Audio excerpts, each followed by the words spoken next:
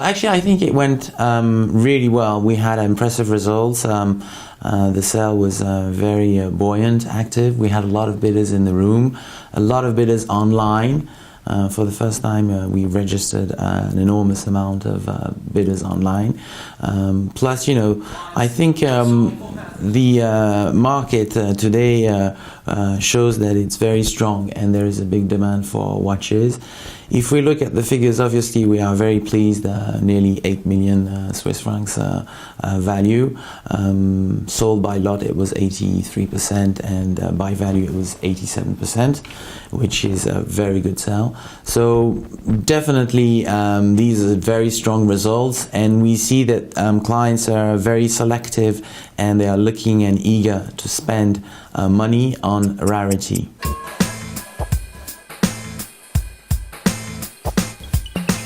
Two highlights were 2-minute repeaters, which represented, style and elegance in wristwatches in the 1940s and 1950s. One was signed by Patek Philippe. It was estimated 250,000. It made 540,000 Swiss francs, which was a very good result. The other one was estimated 130,000, and it made 278,000. So definitely there was, very strong bidding.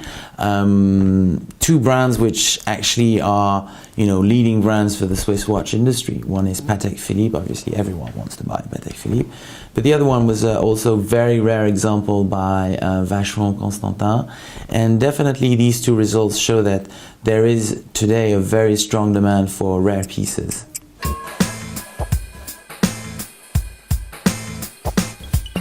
We had this time less pocket watches because obviously, we had last week the George Daniel sale, so it was very important to focus first of all on the George Daniels.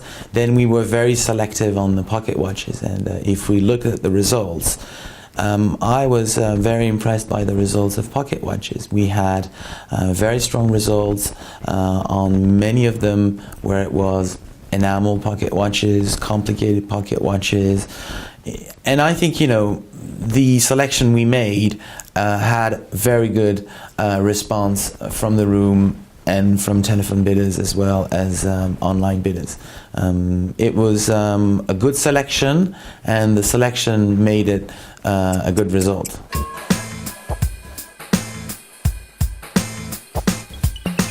I think this is a trend today. Asia is a very important key player.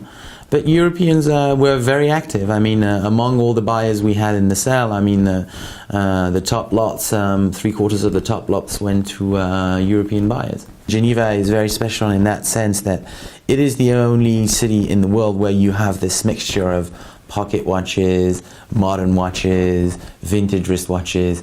There's a big mixture. But once again, I have to point out, buyers know very well the market, they know very well the prices, and they are very selective on the kind of watches they want to buy.